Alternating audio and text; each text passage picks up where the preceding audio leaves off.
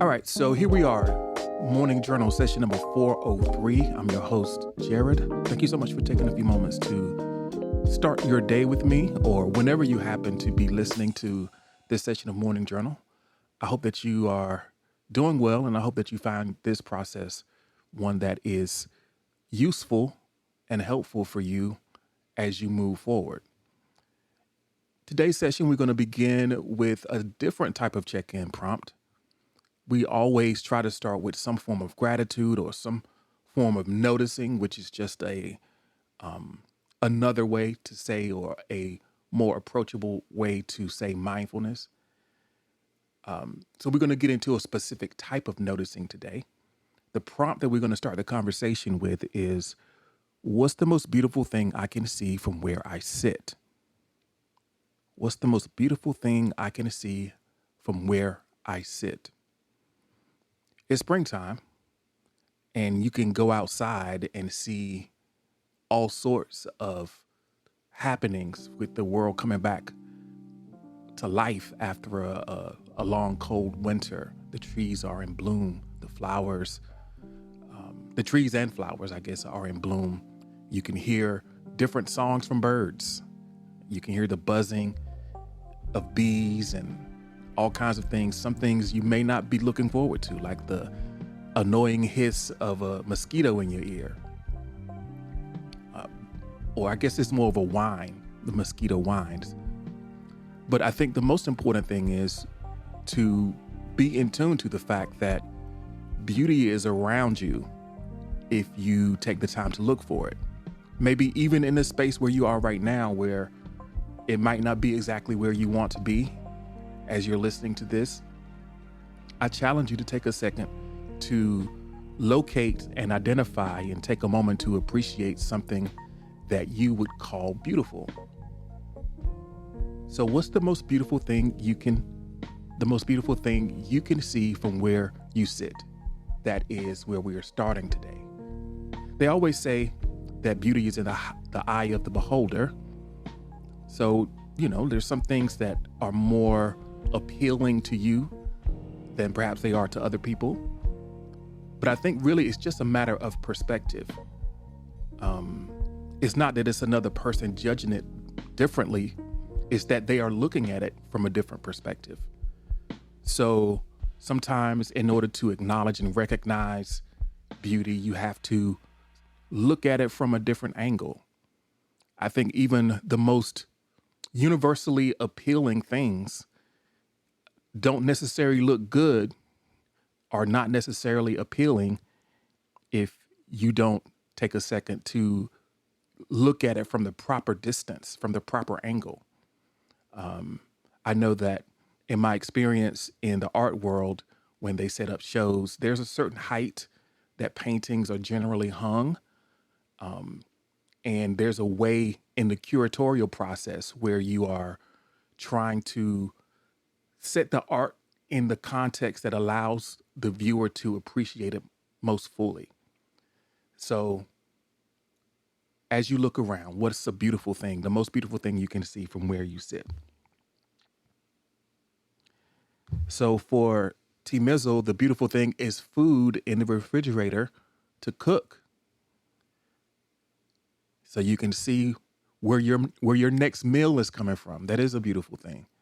And also a potential source of gratitude, because, not everybody, some people still have to hunt down that next meal, whether metaphorically, so to speak, they have to figure it out. So the fact that you can see the food in the refrigerator ready to go, that is a beautiful thing. As I look around, I guess the most beautiful thing I see as I look around is my current setup, just because I appreciate the beauty of it, because I know the time that I took to put it together. It's just a microphone in front of me on the desk. It's a camera on a tripod about an arm's reach away. Nothing fancy, but I just appreciate the fact that, okay, let me try to assemble things in a way that will allow me to be more effective in my presentation here. So I see that as a beautiful thing, a deepening commitment to to this part of my practice, part of my process. Close second is the cup of coffee that is about halfway finished. It's the halfway finished my second cup of coffee. That's a beautiful thing as well. So acknowledging beauty, that's the way we're checking in today. And I think that the way that hooks into the rest of the conversation is kind of a weird tangent, I think. But I was thinking about, as I was writing, considering beauty and also tying it to the fact that it really depends on perspective. One of the ways that we gain perspective is being guided by another person. Sometimes we have to be shown or taught how to see something to fully appreciate it. So we're going to go into our next prompt with that in mind.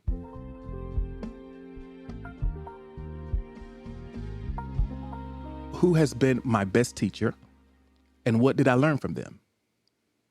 I think one of the most valuable things that teachers do is they provide that guidance.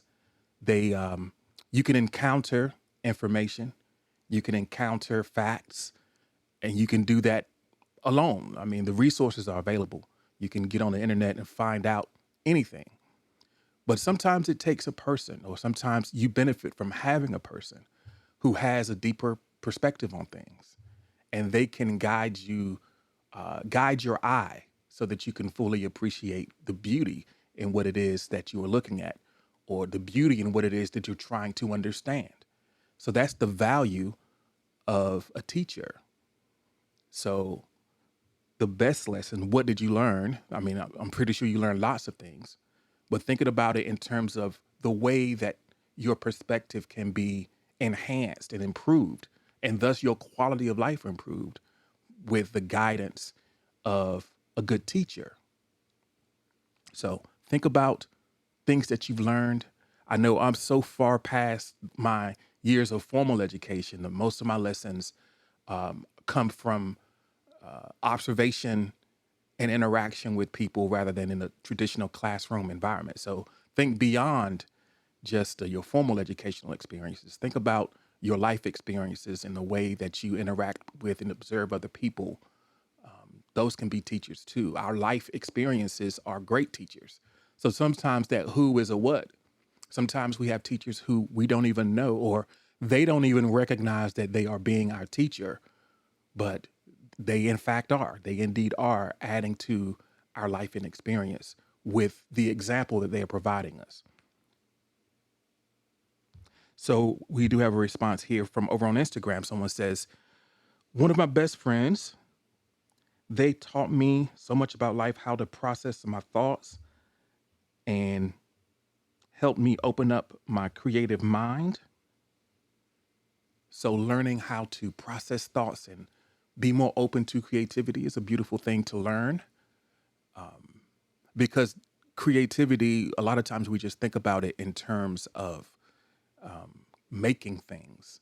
But really, creativity is a tool that you can use in every aspect of your life, even solving problems. Even the idea of adopting a different perspective is an exercise in creativity. When we see things a certain way, sometimes we are holding a negative perspective on a situation that's in front of us. Based on our experience, it looks pretty bleak, maybe even hopeless. But to another person with different experience, they might see it a different way. They might see a way in. So sometimes the creative exercise, in terms of exercising your creativity, the creative exercise is to imagine you were that person. How would they see it? Imagine another way, even if it doesn't change your mind, even if you look at it another way and still come to the same conclusion, having that creative flexibility allows you to maybe see a different way to get through a thing. So going through that process, having an open creative mind has a lot of value. So I'm glad that that was demonstrated for you, whether it was an explicit lesson or just an observation. When we are open to learning, then teachers are all around us. I know that there's a phrase, I'm not sure who originally coined it, that when the student is ready, the teacher will appear. So being in having the mind of a learner, having the mind of a seeker, being open, then you'll find teachers all around you. All right, so the final prompt in our session is going to turn the question around to you. The original way that I phrased this prompt is, if you had a chance to teach us, what would we learn? If you had a chance to teach us, what would we learn? So I try to make everything first person in this case. So direct that to yourself. What can I teach? What can I teach? Consider the lessons that have proven to be most valuable for you. Think about the hard-earned insights that you have come across in your life, in your experience. What can you teach? I think that it's an important part of the process of learning and really internalizing information and understanding that you gain in the various ways that you gain it.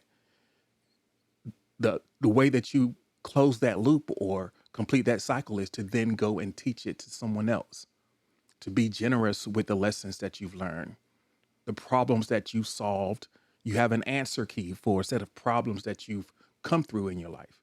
So if you got an answer key, don't be stingy, you know, be the cheat code, help people, be willing to help people who are looking. You don't have to go around and try to beat people over the head who are not asking you. But there are people who are looking for answers. There are people who are struggling with things and they are seeking that advice or that wisdom or that experience. So think about things that you can teach. And it's, you know, when you plant those seeds in people and provide those types of things, you don't know when it's coming back or how it's going to grow, but it's going to grow. You can't lose in giving in that way. There isn't the cost that seems to be present in generosity is a very short term situation. In the long run, it pays to be generous, not to hoard your knowledge, because ultimately you are a part of a community. Whether you are actively participating in it and see it that way, nobody is out here operating alone. So whether you're intentionally in a community or not, you are just by nature of being in a connected world, being around other people, you rely on others. Nobody is completely self-sufficient. You rely on others for things that you need. So paying into that, paying forward into that space is a valuable thing. So what can you teach? T. Mizzle in the chat says, I didn't realize until someone told me, but I know where to show up. Not sure how to teach it, but yeah, that's what I can do. I can show up. I think the thing, how you teach something like that is just through your example. So much of the learning is by example. And eventually people notice, like, you know what? This person is always where they need to be. They're always where they need to be doing what they're supposed to be doing, or at least making an effort to do what they're supposed to be doing. And that goes a very long way. So those are the prompts. We started talking about beauty and it made this odd pivot into learning and teaching, but it's really not that odd when you think about the fact that beauty is a matter of perspective, and perspective is really a matter of learning. You have to learn to see.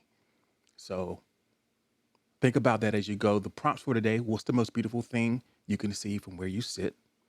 Then, who has been my best teacher and what did I learn from them? And finally, what can I teach? Because I think teaching and sharing your wisdom, sharing your perspective, giving people an opportunity to see things in a different way. And the most beautiful way, or the most powerful way to see something, is to see it as beautiful. That's sort of the ideal, the highest mark, is to see a thing as beautiful. There's beauty all around us. There's beauty even in our struggles when we look back at them. So maybe we can already see some of that beauty now. So this has been session 403 of Morning Journal. I thank you so much for spending time with me. We'll be back again tomorrow for Morning Journal session 404. Take care and have a wonderful day.